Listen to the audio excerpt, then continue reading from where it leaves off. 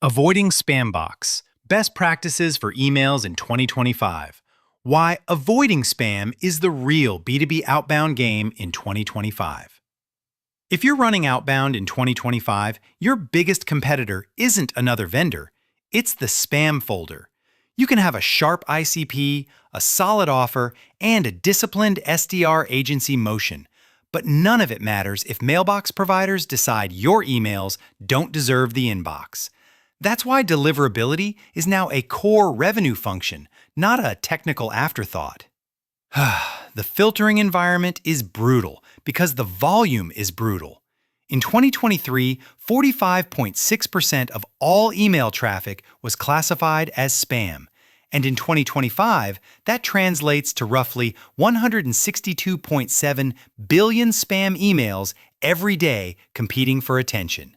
When nearly half the world's inbox traffic is junk, providers optimize for safety first, and legitimate B2B outreach gets scrutinized like never before.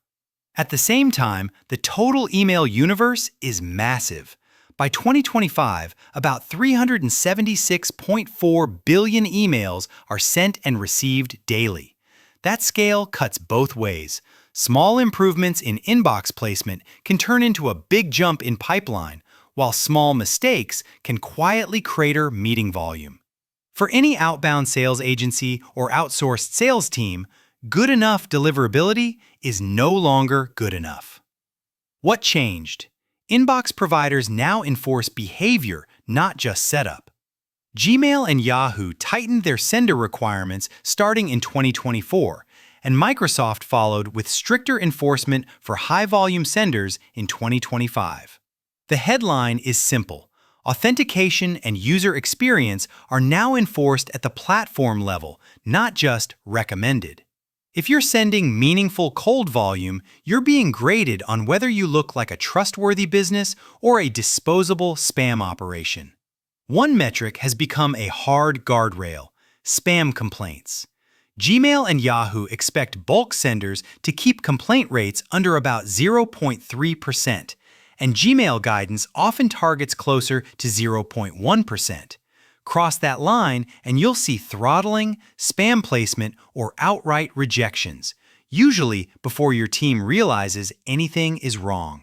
It's also critical to separate delivery from inbox placement. Delivery just means the receiving server accepted the email. It doesn't tell you if you landed in the inbox, promotions, or spam. In B2B, you can report a healthy delivery rate while your real inbox placement is collapsing, especially if your domain reputation is weak or your lists are decaying. Authentication is non-negotiable.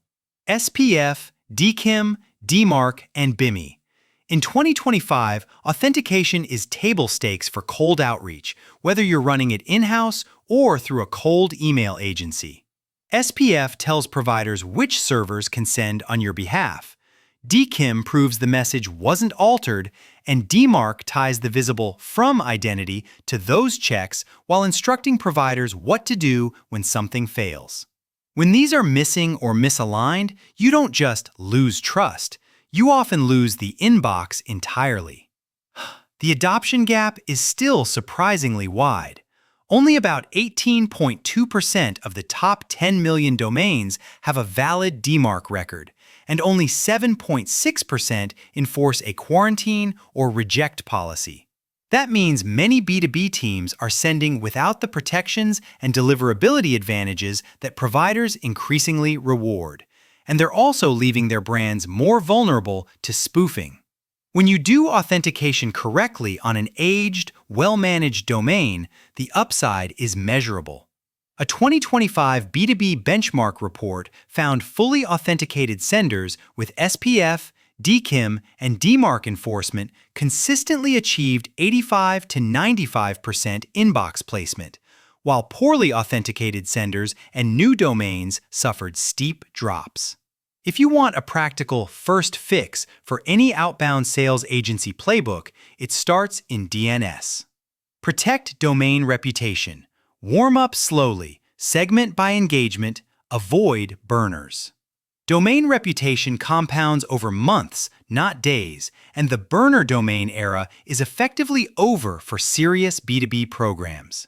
Blasting thousands of cold emails from a brand new domain or inbox on day one is one of the fastest ways to get flagged, and once a domain is stained, every future campaign starts from behind. The safer approach is to treat each sending domain like a long-term asset with controlled risk and consistent hygiene. Warm-up needs to look like normal business behavior. Start new inboxes around 20 to 50 emails per day, then grow gradually over a 2 to 4 week window while watching bounces, complaints, and replies. Only push volume when engagement supports it. If you need scale, distribute sends across multiple warmed inboxes rather than trying to force one sender past its natural limit. Segmentation is the other protection layer most teams skip. Send your best reputation traffic to your most engaged audiences.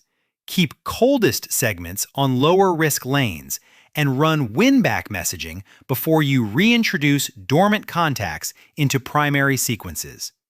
In our SalesHive outbound programs, including sales outsourcing engagements that combine email and cold calling services, this tiering strategy helps preserve inbox trust while still hitting meaningful activity targets.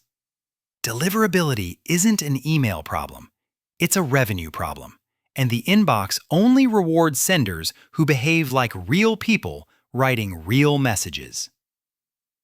List hygiene wins or loses the inbox, data decay, bounces, and hidden risk.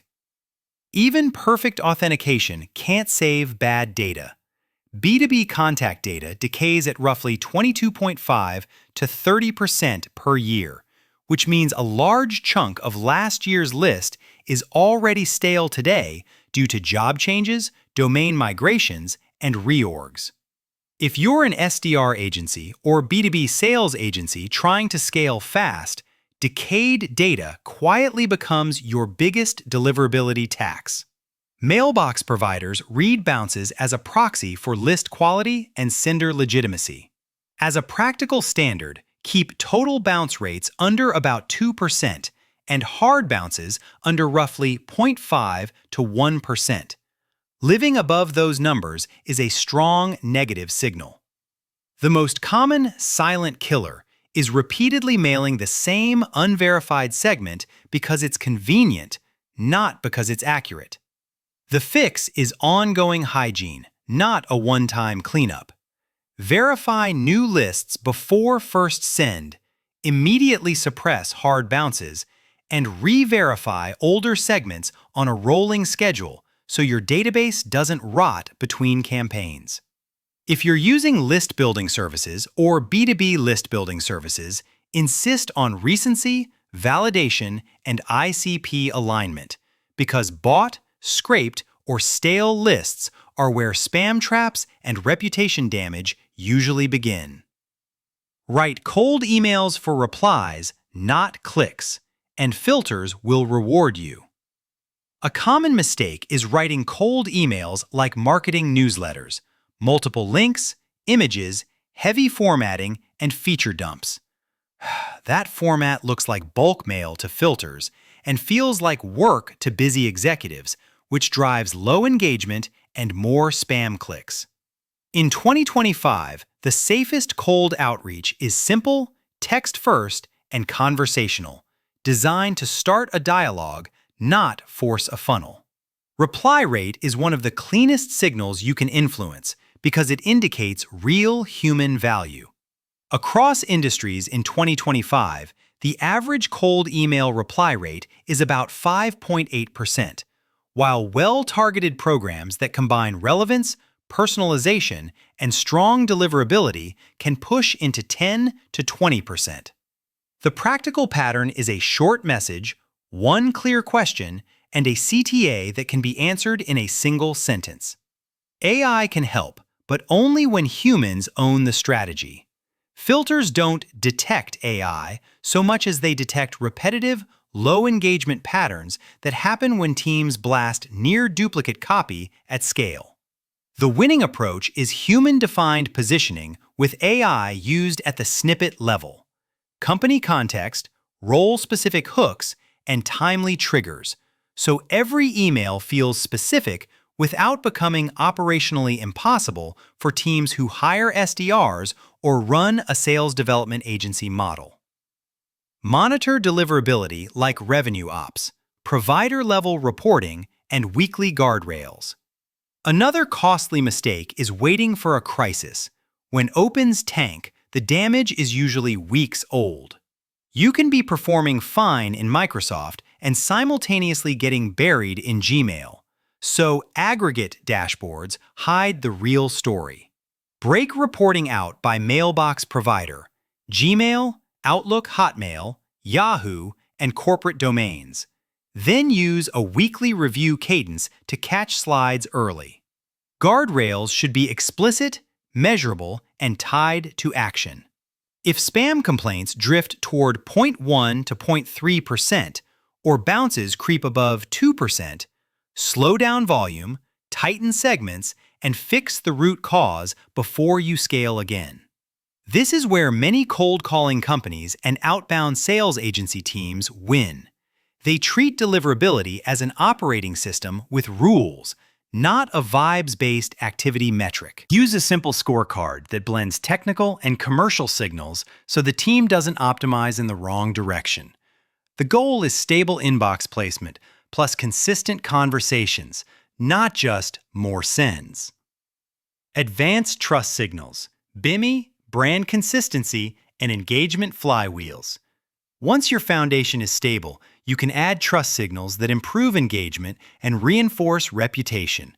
BIMI is a notable example because it can display your brand logo in supporting inboxes, which makes messages feel more legitimate at a glance.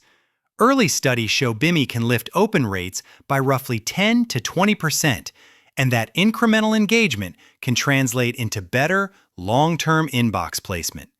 The catch is that BIMI usually requires more than basic setup. It generally depends on strong authentication and an enforced DMARC policy. That's why we recommend treating BIMI as a Phase 2 project.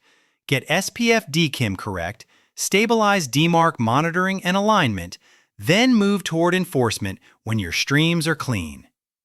When you layer visuals on top of a shaky foundation, you don't get a flywheel, you get a spotlight on inconsistency. Engagement optimization also means reducing friction and risk in early touches. Keep links minimal, avoid attachments until a prospect is engaged, and aim for consistency in from names, domains, and message style so providers see predictable behavior. The best cold email agency strategies look boring on purpose: fewer moving parts, fewer red flags, and more human replies. Your next steps: build the Deliverability-First outbound operating system. If you want a practical plan, start with sequencing the work, authenticate everything, warm domains intentionally, and enforce data hygiene before you touch volume. Most deliverability mysteries are explainable once you align incentives. Teams push activity, lists decay, bounces rise, complaints spike, and providers respond exactly as designed. A deliverability-first operating system prevents that chain reaction. From there, optimize your outbound around conversations. Reply-driven copy, tight segmentation, and weekly provider-level reviews create the conditions where a typical 5.8% program can climb toward 10% plus without gimmicks. This is also where multi-channel helps. Combining email with B2B cold calling and LinkedIn outreach services reduces pressure on any single channel and keeps pipelines steadier when one provider's filters tighten. At SalesHive, we've seen that the teams who win in 2025 treat deliverability like a production system, measured, repeatable, and owned by revenue ops, not left to chance. Whether you run an internal SDR org or partner with a sales outsourcing provider, the goal is the same: protect domain reputation, keep your data clean, and send messages worth replying to. If you want to learn more about our approach, You can find background information at saleshive.com and evaluate fit the same way you'd vet any sales agency, by process, controls, and results.